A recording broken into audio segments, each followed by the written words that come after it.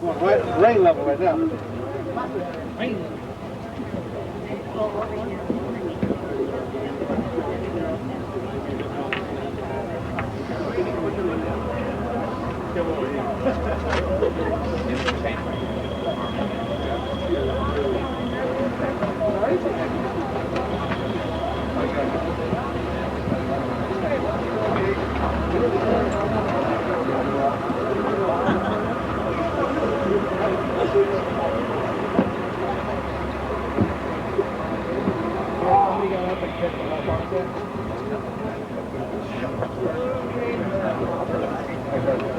Yeah, I was kind of hoping that just don't park and walk over this way, but it's just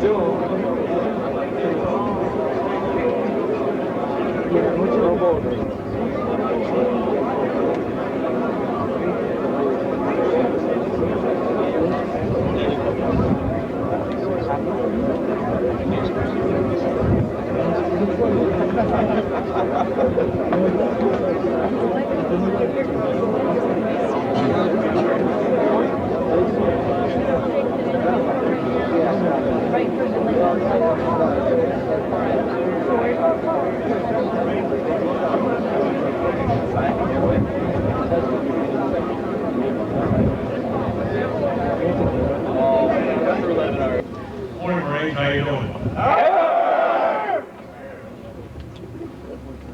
I'm Lieutenant General Mike Davey, Commanding General of the 1st Marine Expeditionary Corps. On behalf of the Marines and sailors of the GAP and the Air Base here, I'd like to welcome our distinguished visitors, friends and families of the Marines, and most importantly, Marines and sailors from 1MAP and the Air Base here to Miramar, home of the 3rd Marine Aircraft Wing, the largest wing in the Marine Corps.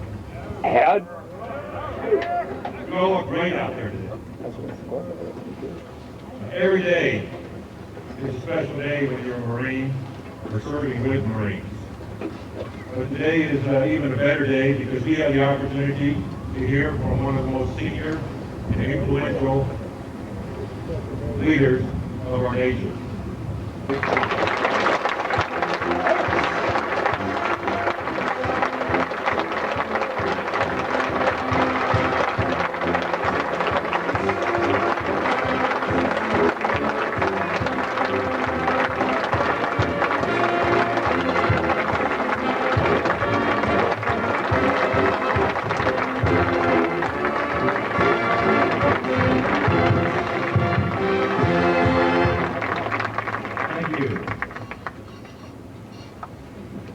Thank you, Duke and General. I appreciate very much the warm welcome here today and the opportunity to spend a little bit of time with all of you. I've been looking forward to this visit. Though lately I've been spending a lot of time in secure, undisclosed locations. Miramar isn't exactly undisclosed, but with so many Marines around, I've never felt more secure in my life. It is indeed a special privilege to be here to stand with the members of the 3rd Marine Aircraft Wing and the men and women associated with the station. Each and every one of you, I bring good wishes from your Commander-in-Chief, President of the United States, George W. Bush.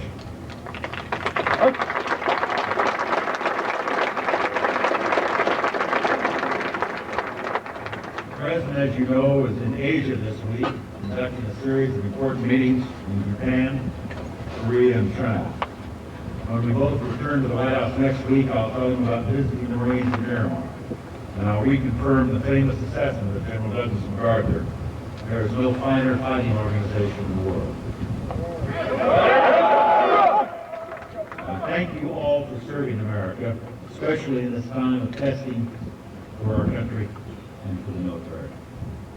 Let me also thank the people who help make your service possible, sharing your challenges, giving their support every day, the strong and loyal families of Miramar.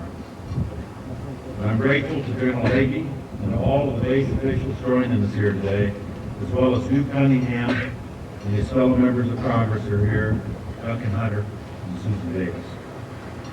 These members of Congress, along with members from both parties in every state, are today united behind the President and our armed forces. We are in a struggle for freedom and for security for the American people.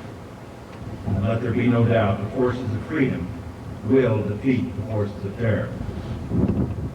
We did not seek this war, but it found us prepared. The 3rd Marine Aircraft Wing is part of a fighting force that moved quickly and decisively across oceans and continents. 5 months after the President called the military to its first great mission in the 21st century, we have seen important victories. The terror camps in Afghanistan are in ruins, never to reappear. The Taliban is gone, never to return. And for the first time, terrorists everywhere have good reason to fear for their own safety. This war began with a deliberate attack on innocent Americans. This war will end when justice is delivered in full measure and no terrorist group or government can threaten the peace of the world. Our first objective is to shut down terrorist camps wherever they are and to disrupt terrorist plans and bring terrorists to justice. We are dealing here with an entirely new kind of threat to our security, a threat global in scale and often hidden from view. Afghanistan is only the beginning of a long and unrelenting effort. At this moment, American troops are on the trail of terrorist groups from the Philippines to the Horn of Africa. Wherever threats are forming against our country, we will respond, and we will respond decisively. Our next objective is to prevent regimes that sponsor terror from threatening America or our friends and allies with chemical, biological, or nuclear weapons.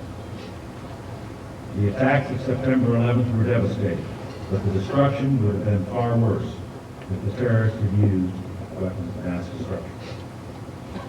And we know for a fact that Osama bin Laden and his al-Qaeda network have been doing everything they can to acquire nuclear, chemical, or biological weapons. The training camps and caves in Afghanistan contained ample evidence of their search.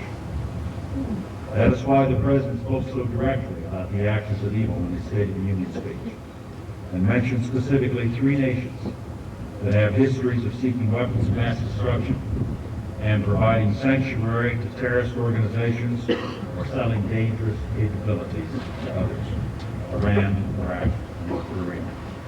And of course, Iraq has actually used chemical weapons against Iran, against the Kurds in the north of Iraq. The President's remarks caused a certain amount of hand-wringing in some quarters, but most Americans find it reassuring to have a commander-in-chief who tells the truth and who means exactly what he says.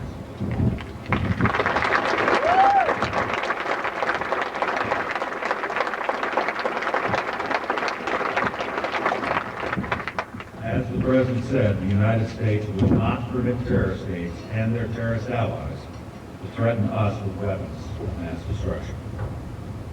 The campaign in Afghanistan showed the great power and precision of the modern military. We destroyed terrorist camps, military training facilities, airfields, air defenses, ammunition storage areas, and command and control facilities. With unmanned combat vehicles with expensive precision weapons, it's been possible to strike the enemy and to spare innocent lives. We will invest in these and other capabilities in the years ahead. To carry out any mission that may come, you deserve the best weapons, the best equipment, and the best training, and you will have them all. I say this with confidence because I know your Commander-in-Chief, and I'm privileged to work with him every day. President Bush understands not just your responsibilities, but his own. He gives orders with careful deliberation. He sets clear objectives and pursues a consistent strategy to meet them. He's placed people of experience and integrity in him, under him, in the chain of command.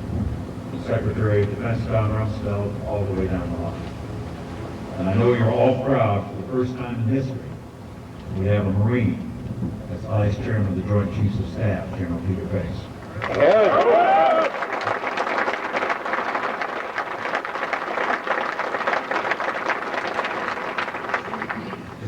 our military, the President has asked Congress for an increase of more than $48 billion for national defense, the largest in a generation.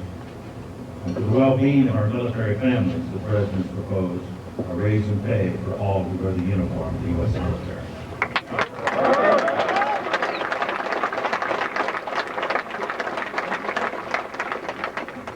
The armed forces will see many positive changes in the years to come, improvements in tactics, strategy, and the technologies of warfare, all of them directed toward the security of the United States and success for the cause of freedom. And whatever changes we choose to make, our security and freedom will stand or fall on the character of our men and women in uniform. We could have the finest technology and the most lethal weapons, and we do. But in the hours when wars are won, what matters most is the kind of people who have stepped forward to serve our country. In every generation, the ranks of the United States military have been filled with men and women of honor, who place duty and country above self-interest, to give America the best years of their lives, to stand ready to give life itself. Some have already made the greatest sacrifice in this time of war, and the losses have fallen heavily on this wing. Last month, rations in Pakistan and Afghanistan claimed the lives of 9 Marines, all of them Miramar Marines. War loss came to the station last week with the crash near Mount Laurel. Families of all of these Marines can be forever proud. For wearing our country's uniform, to serve the nation in an hour of need, to show Americans an honored place for our national memory. In the lives of those who have died and the example of those who serve today, the world has seen the very best of the United States. As members of our military, defend human freedom against determined enemies. We live by a code of honor, following traditions of loyalty and decency that arise from generations of slaves. And you know the stakes of this cause. The success of liberty and the future of the civilized world now depend on us. As we did in the great conflicts of the last century, America accepts the place of leadership given to us by history. The outcome of this conflict is certain. Our nation has the strength and the patience required for a long struggle. We have faithful friends and allies, and we have you, the people of our military. I can assure you on behalf of the President and all Americans, this nation is proud of you, we're grateful for your service, and confident of the victories to come. Thank you very much.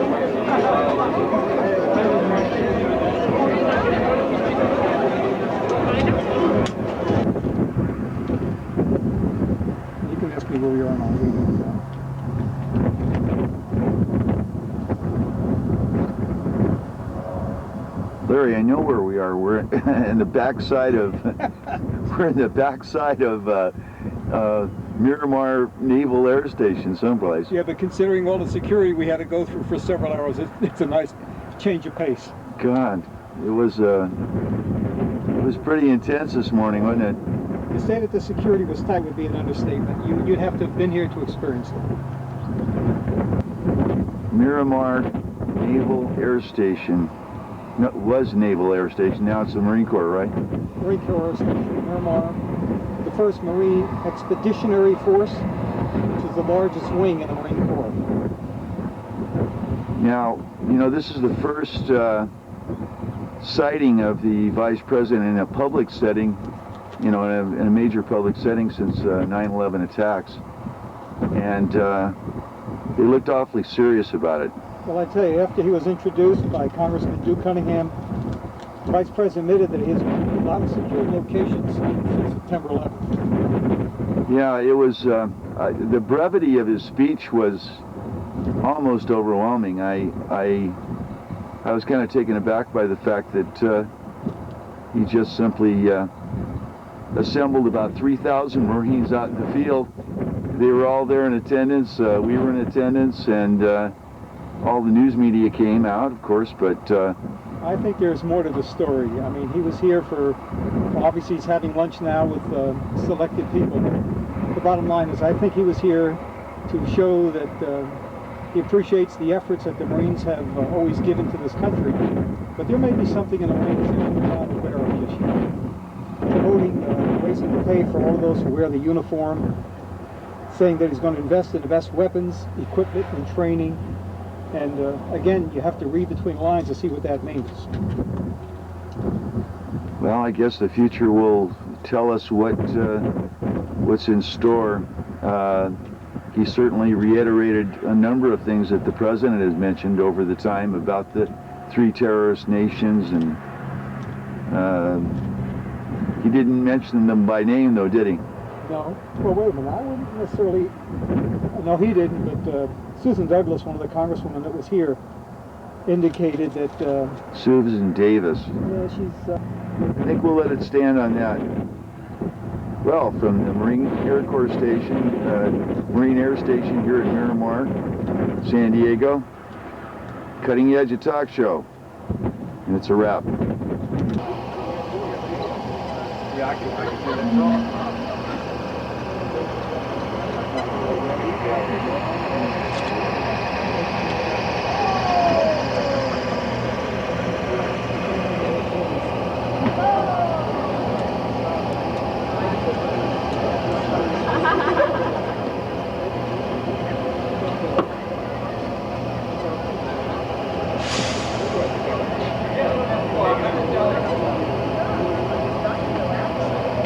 Hey, Randy?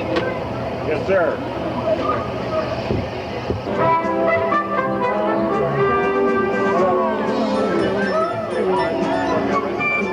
Well, it's actually connected to the mailbox through the cable. It's down there. So.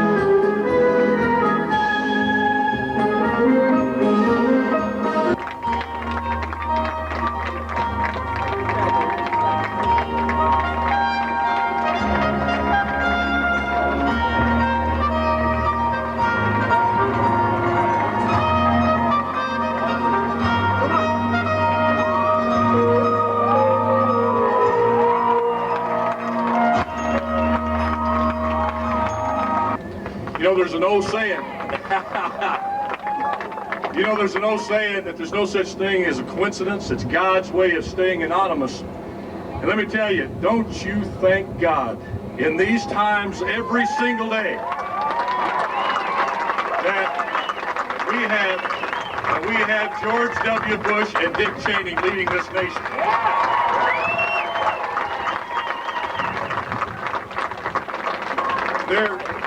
Their strength, wisdom, compassion, and resolve has kept America focused, determined, and inspired during these difficult times. But they will be the first to tell you that as we fight terrorism, we cannot let the other challenges that face us, like education, economy, and farming, be forgotten.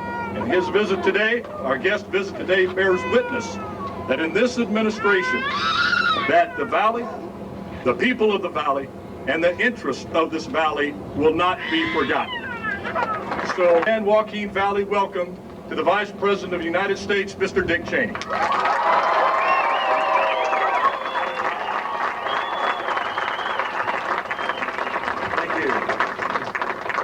Thank you, Mr. Mayor, and let me thank all of you for coming out this morning. It's nice to get back into the West, spend a little bit of time in California, and I especially appreciate the warm welcome coming to the Valley. Now, coming from Wyoming, I'm always delighted to have an opportunity to come back to the West, and let me say it's a special pleasure as well to be in the home state of a great president, President Ronald Reagan. I think all of us in public life today who had the privilege of knowing him over the years have learned valuable lessons from the time he spent as our president, and we want to wish him and his family the very best. I also want to bring warm wishes from another fellow Westerner, from President George W. Bush. You know, the president this week is in Korea and Japan and China, so he sent me to California. I think I got the good end of the deal. But I've been traveling through California the last couple of days, been down south. I'll finish up tomorrow here in the northern part of the state and then go on to close the Olympics. Hasn't that been a fantastic performance by our athletes in Salt Lake? They've really done a tremendous job. But let me be serious if I can just for a few minutes this morning, because these are serious times. As the president pointed out in his State of the Union message, even though we were in the midst of a war, faced with a continuing threat of terrorism, having to deal with a recession, national emergency here at home, in many respects, America's never been stronger. And I think that is indeed the case. This has especially been a time of testing for the United States and for our military, and for all of our family members who have folks serving in the U.S. military today. Earlier this week, I was down at Miramar and met with our Marines stationed in the air wing down there. That wing's suffered more casualties than any other in the operations in Afghanistan. But I've never seen the troops in better spirit or more highly motivated than they are today. If you think about what the troops have accomplished in Afghanistan, it's really been phenomenal. When we were able to put together the campaign at the direction of the President, Secretary Rumsfeld, to reach 7,000 or 8,000 miles away around to the other side of the globe using our modern technology and the tremendous skills and capabilities of our young men and women in uniform to put an end to the Taliban regime, to liberate Afghanistan, and to begin the process of taking down the Al-Qaeda terrorist network. So we're all tremendously proud of what they've accomplished. One of the things we've learned from watching these events the last few weeks, the last 5 months now, is obviously we learned on September 11th that we are still vulnerable as a nation, that a terrorist who's determined and prepared to die in the act can in fact launch a serious attack against the United States. And we need to redouble our efforts and do absolutely everything we can to make certain that the nation is secure from that kind of an attack. But we've also learned that even with perfect defenses, even if you intercept 99% of the attacks, that 1% can still be devastating. And that the only real solution for us is not only to do everything we can to defend here at home, but to reach out with our military capability where necessary and to stamp out the terrorists before they get a chance to launch further attacks against the United States.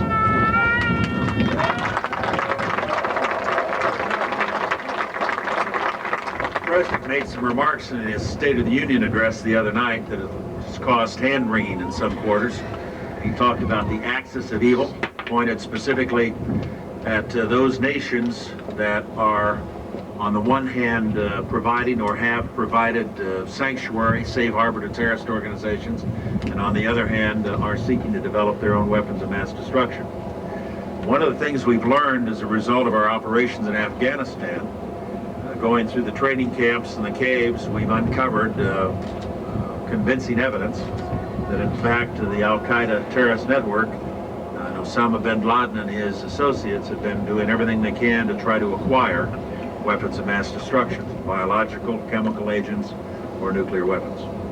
We don't know how far they got, but we do know they've been trying hard to acquire that kind of capability. One of the things we have to be concerned about is this potential linkage between the terrorists on the one hand and weapons of mass destruction on the other. The events of September 11th were terrible enough, but they would have been far worse if they'd had access to weapons of greater power than those they actually used. What the President said in the State of the Union message was to make it abundantly clear that we are concerned about those nations that have demonstrated in the past that willingness to host terrorists and also their desire to pursue nuclear weapons.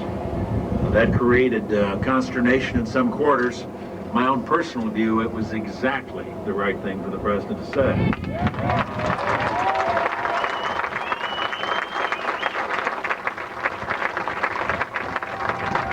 The American people understand the value of having a President who speaks the truth and who tells it like it is.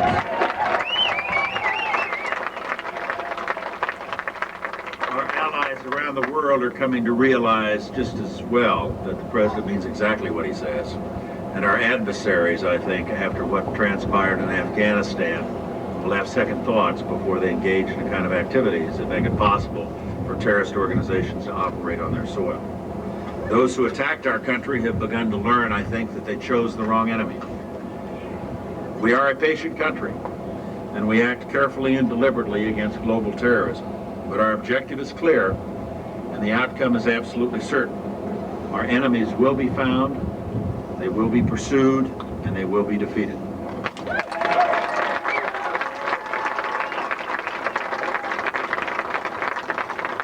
The President's also been concerned, obviously, to working not only on the threat to our national security, but also working to defeat the recession. We've seen the importance of getting our economy moving again, and even though we're beginning to see some positive signs, as it looks like we are now beginning to emerge from the recession that was made worse by the attacks of last September 11th, there's still a need, we believe, to take action to guarantee that all Americans who want a job can get a job, and that we have an economic recovery here as fast as possible and put a floor, if you will, under the economy to guarantee the future prosperity of the nation. The House of Representatives has passed a stimulus bill. The Senate hasn't. We hope the Senate will give serious consideration to doing what needs to be done to join with the House in that important initiative. There are other areas that are vital to us too. Here in the Valley, where agriculture is so important, it's very important that we move on with getting a decent farm bill passed. We've got legislation now through the House and the Senate. It's pending in conference committee. We'll be talking about that today with some of our friends here in the Valley. And Veneman's working hard on that in the agricultural area, but that'll be a top priority. We want to move aggressively on trade legislation to give the President the authority to knock down barriers to American products, exports. The House, again, has passed legislation. The Senate's not yet acted, but we hope they will. And we need a decent energy policy. The heart of our economy and the fundamental building block for our economy long term is to have abundant supplies of affordable energy. The House has passed our bill, the Senate hasn't. We hope they'll act sometime in the very near future.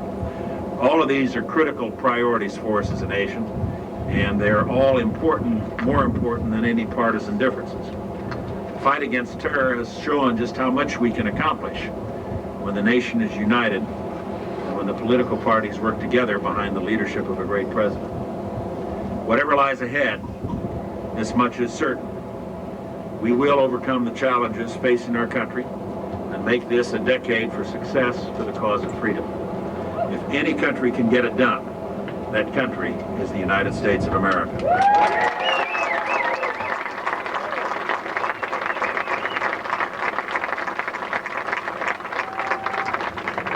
So it's my honor to serve alongside a president who's making us all proud. And I want to thank all of you for being out here this morning. We greatly appreciate your support, and we'll do our level best to give you the kind of administration you can be proud of. Thank you very much.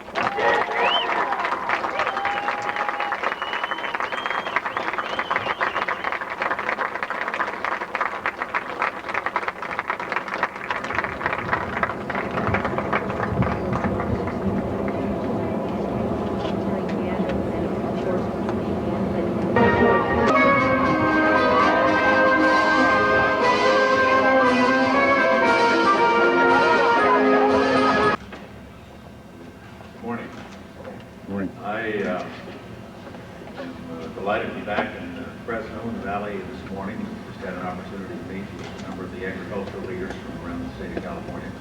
I'm accompanied by our U.S. Secretary of Agriculture, Veneman, who of course is well known out here, as well as some of our friends from the agricultural industry, as well as Congressman Miramar and Dooley, who participated in this session too. What I propose to do at this point is simply open it up to questions. Let me briefly summarize where I've been this week. I've been traveling through California.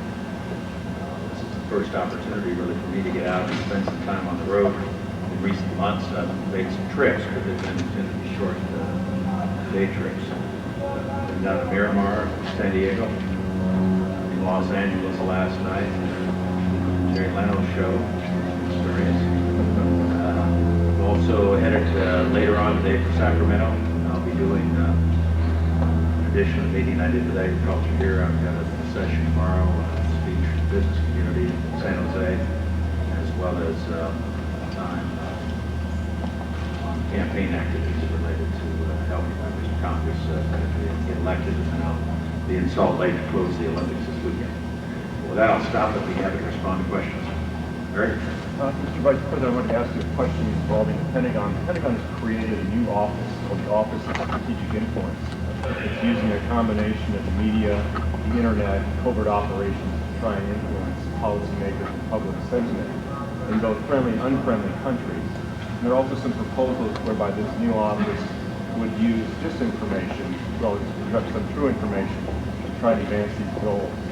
I wanted to ask you, in this global war on terror, is this an appropriate role for the U.S. Department of Defense to be involved in, working through the media and this kind of thing in friendly countries and using disinformation in certain countries? Well, I've seen some of the news stories on the subject. I think it's important to make a distinction between what is released as public information about the U.S. policy, the activities of the Department of Defense, and clearly there we have no interest in disinformation. That is to say, I think the information that's provided to the public, both here at home and abroad, needs to be accurate, and as accurate as we can make it, and I think in fact that is the practice in the Department of Defense. It certainly was while I was there, and I believe the same is true with Secretary Rumsfeld. Separate and apart from that is the question of what I would describe as deception in a military context. This is a separate issue, and I think refers to a practice that has historically been important in the past. We might talk about, for example, the effort during World War II to persuade the Germans that Allied forces were going to land at Calais instead of Normandy. And I can think of an experience from my own time in the Department of Defense during the Gulf War, when we spent a great deal of time practicing in a very visible way for amphibious operations as we led up to the effort to liberate Kuwait, and that had very valuable consequences in terms of decisions that were made by the Iraqis. Tied up 5 or 6 divisions defending the beach in Kuwait City, when obviously the main thrust of the attack wasn't going to be over the beach, but it was going to be out to the west in the maneuver that we actually ultimately used. So it's sometimes valuable, if you will, from a military standpoint, to be able to engage in deception with respect to future anticipated plans. But I think you have to distinguish that and separate that out from flow of information that's provided to the public about the activities of the department. I'm sure that any operation by the Department of Defense would be consistent, if you will, with that dichotomy. What concerns did you have if these overlapped? There was some. Well, it's somebody has to clearly guard against confusing the two roles, but I'm confident that we have the kind of leadership in the department that can do precisely that. Mr. Vice. Mr. Vice President, if you will permit, sir, a moment of levity. You alluded to your stint on the Tonight Show last night. How important is it that these trying economic times, of course, was immersed in the war against terrorism? How important do you think it is that the American people still maintain their sense of humor? Well, I think it's very important. I think it's the fact that we can laugh at ourselves and poke fun at our politicians. Oftentimes on the receiving end of those jibes these days. I think it's a very healthy thing. I think it's a sign of the basic health of the society. And although these have been trying times, we've been through some difficult days as a nation in the last several months, I think our ability to do that is part of our national character, and it's a sign of the strength of our society. The Doors expressing their need for illegal immigration and with our desire to secure the borders? No one expressed a desire for a need for illegal immigration in our meeting. There is, has been for some time, an ongoing desire shared by the President, many of us in the administration. Remember, the President was the governor of Texas before he was President. Understand the needs of American agriculture for a good, solid, reliable workforce and access to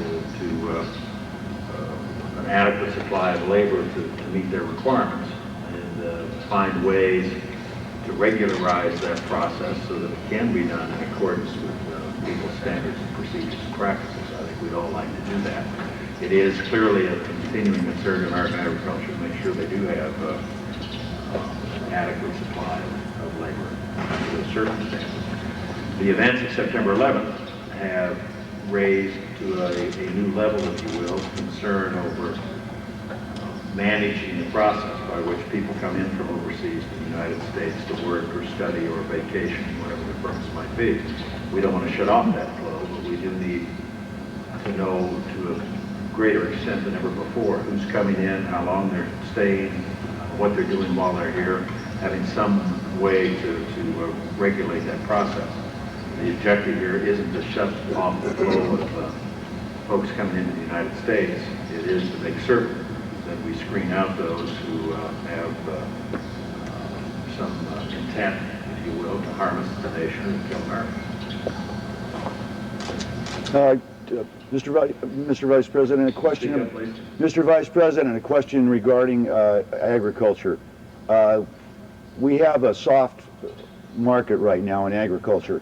What is the administration's position on agriculture at this point as far as imports are concerned from foreign countries?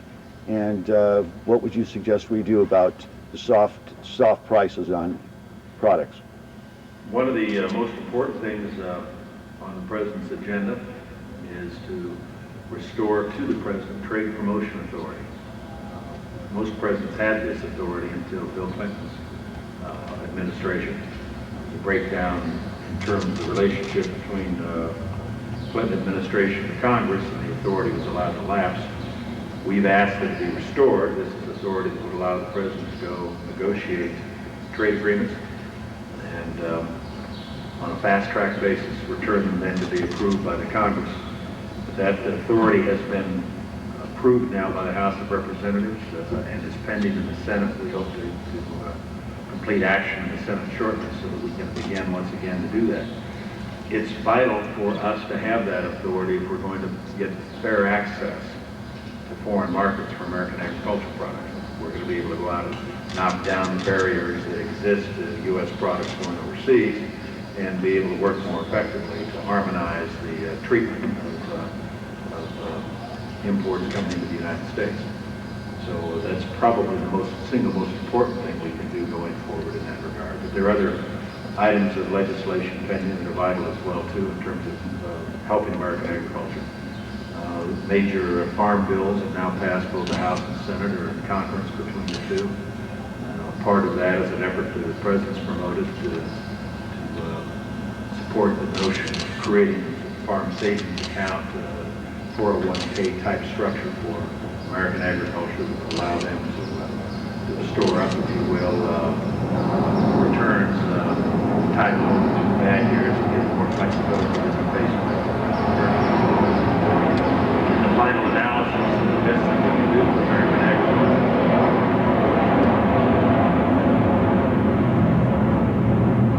is to make sure they have a level playing field both here at home as well as overseas.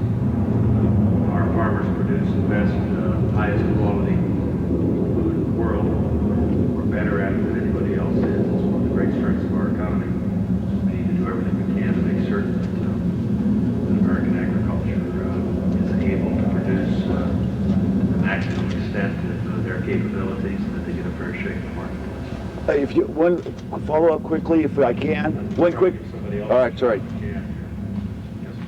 Mr. Vice President, California is a specialty crop state where there is far greater value in the specialty crops Right. than there is in the program crops.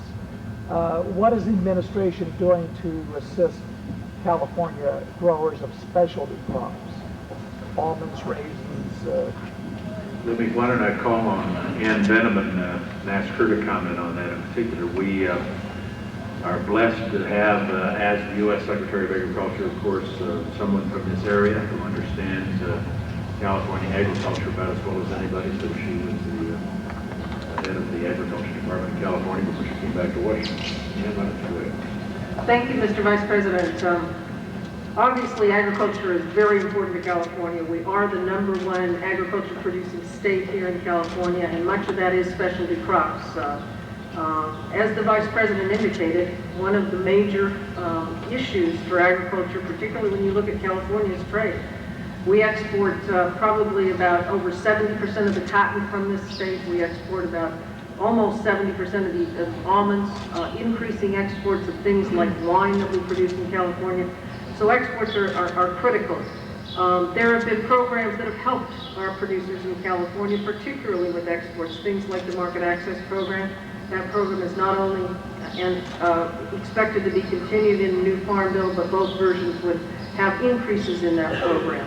We also have programs that assist in terms of buying products for things like the school lunch program. A lot of California commodities are beneficiaries of those kinds of programs. In addition, Californians are extremely concerned about making sure we have adequate water for our crops, and we're going to do everything we can on that front. In addition to, as the Vice President alluded to, making sure that we can do everything we can to get good labor laws that will ensure that our Californians have the available labor to harvest their crops. Next question. Lisa, what was the last question? Thank you all very much.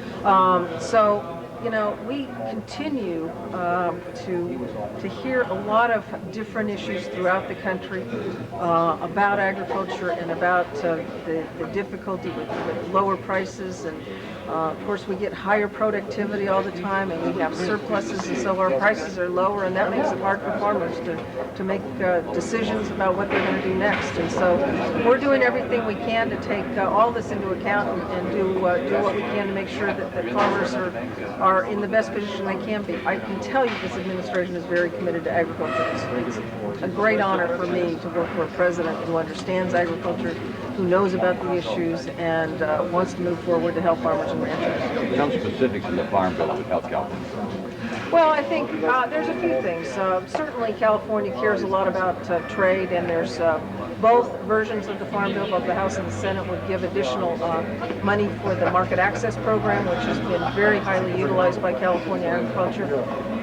There are provisions in the Farm Bill talking about the purchase of supplemental commodities for the school lunch program. California's been a big beneficiary of that.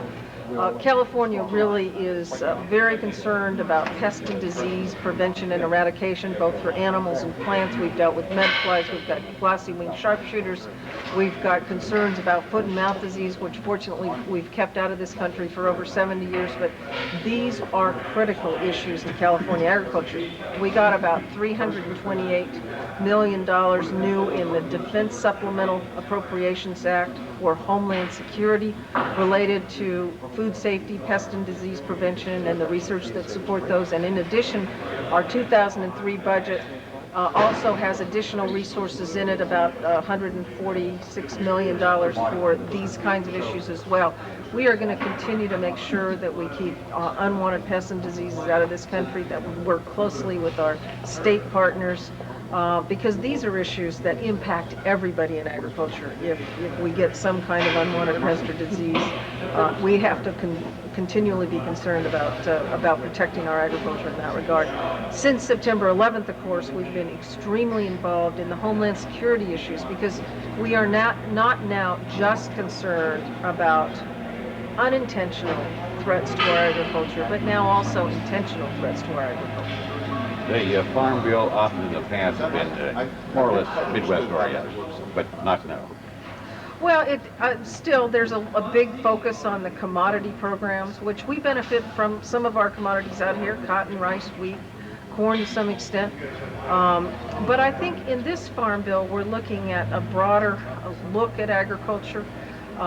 There are a number of things in this Farm Bill, I think, that help a broader number of farmers. There's a higher focus on conservation programs, more money to help farmers with working farmlands, both in the House and the Senate bills. Different amounts, but still, both bills look at the conservation aspect.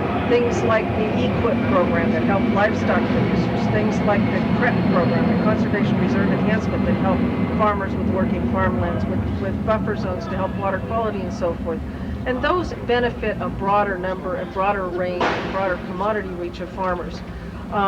There is a proposal on the Senate side that was the President has supported for what are called farm savings accounts, or farmer 401ks, where the government would match a certain amount of money that farmers would set aside for risk management purposes. Also, we've seen more and more of the specialty crops, things covered or grown in California, that are covered by new crop insurance tools that we have through the crop insurance reform that was done a couple of years ago. So we are seeing more benefits to specialty crop producers like we have here in California. And I think we continue to look for ways that we can, use our programs to benefit a broad range of farmers, including those in California. Dairy is still a problem. We don't produce enough milk for all the people in our country, yet we've got a surplus in rice, cotton, and so forth. What happened? We have a big surplus. In fact, I was in Kansas City just last week in the caves where we store our surplus of non-fat dry milk. We have in excess of 1 year's supply of non-fat dry milk in storage in USDA right now. And what happens is if it stays in storage too long, unfortunately it gets out of condition, and then it's sold for just cents on the dollar for animal feed and so forth. hopefully we can get dairy programs that don't require the government to buy so much. We need to get more market opportunities for exports, for example, so that we can send more product abroad. You know, we're seeing many times people don't think there's a big demand for dairy products around the world, but there is, and we need to make sure that our producers are in those export markets and that other countries aren't getting the benefit because we're not able to, you know, get our product into the markets, and we want to make sure that they have access to those opportunities as well.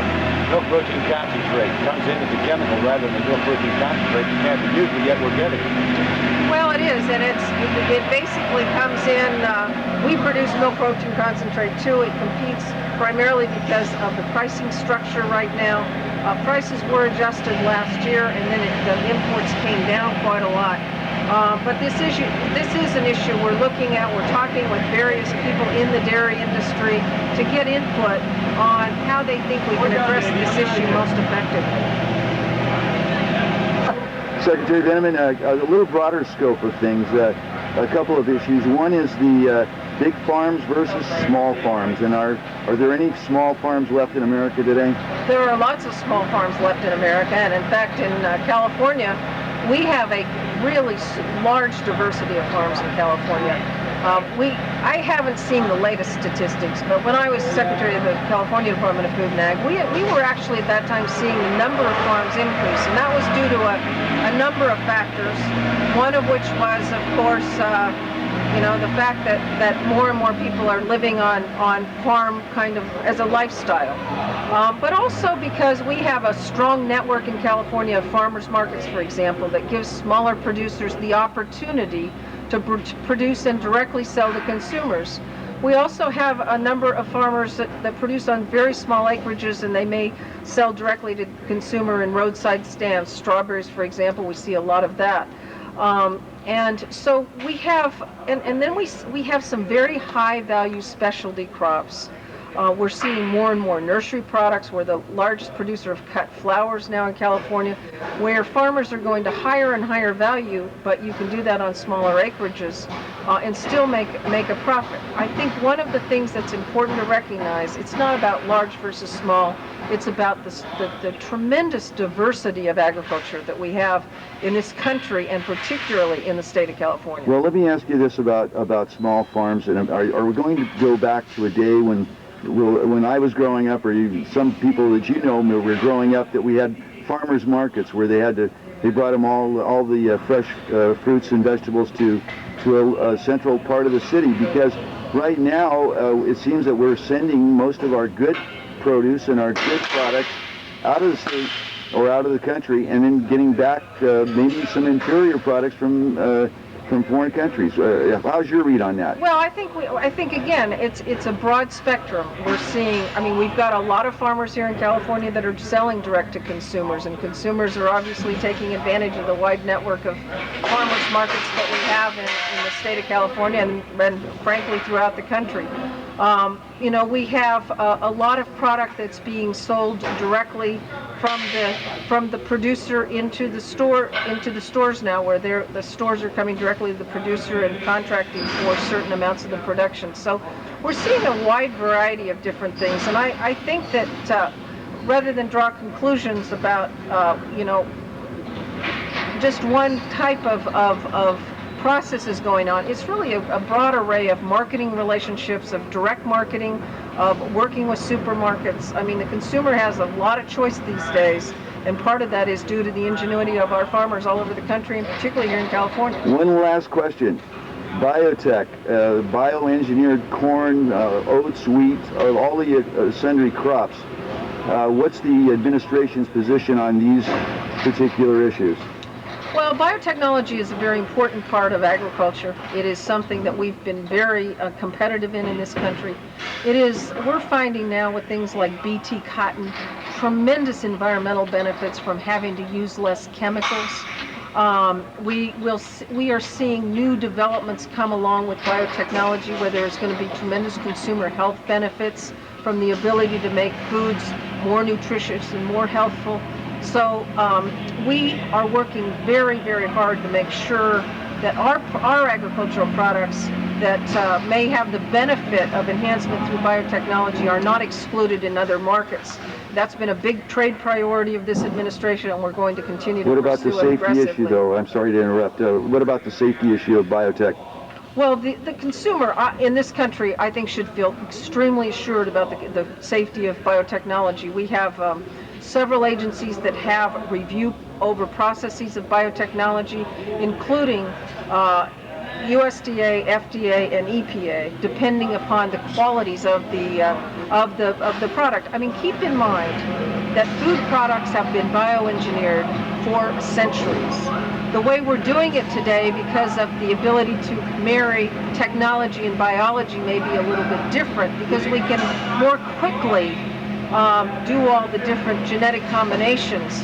But the fact of the matter is we have been engineering crops through crossbreeding and a variety of other things for centuries to the benefit of the consumer, and that's really what biotechnology is all about, is benefiting the consumer. Thank you so much, Secretary.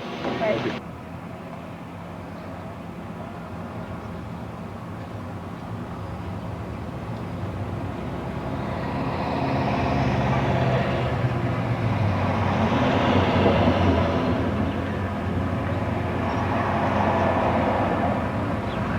So, Anna, we got to go see the Vice President today, and we got to see the Secretary of Agriculture, Ann Veneman.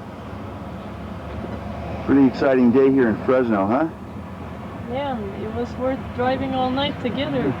At 4:30 in the morning, it was worth it. Well, what was so worth it about it? What did you like about it? Well, I didn't, to be honest, I didn't like the speech outside as much that Cheney did at first, because it's too similar to the one in Miramar, only that one was more touching.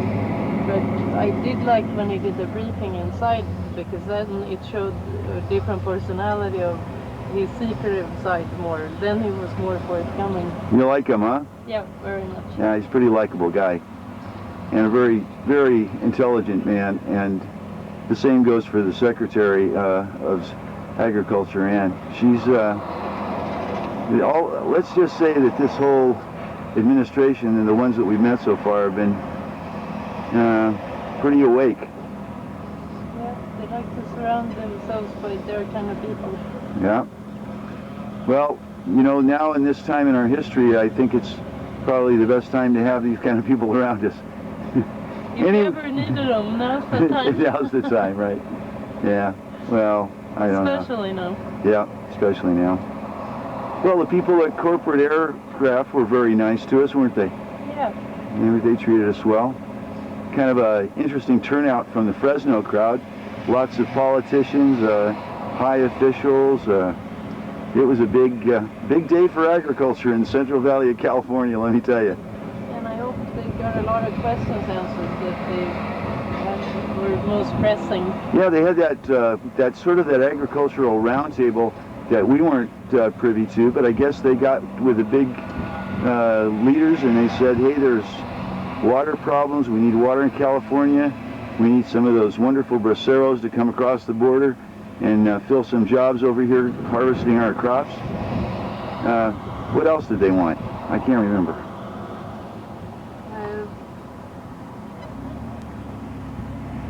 With the agriculture, I can't remember any other things. Oh, brother. Anyway, let me just say this. It was a fine day on the cutting edge here in Central California, Fresno. It was a beautiful day. Could have rained, did not. And Air Force 2 looked very beautiful today. And I guess that's about it. It's a wrap from the Cutting Edge, a talk show. It's a wrap.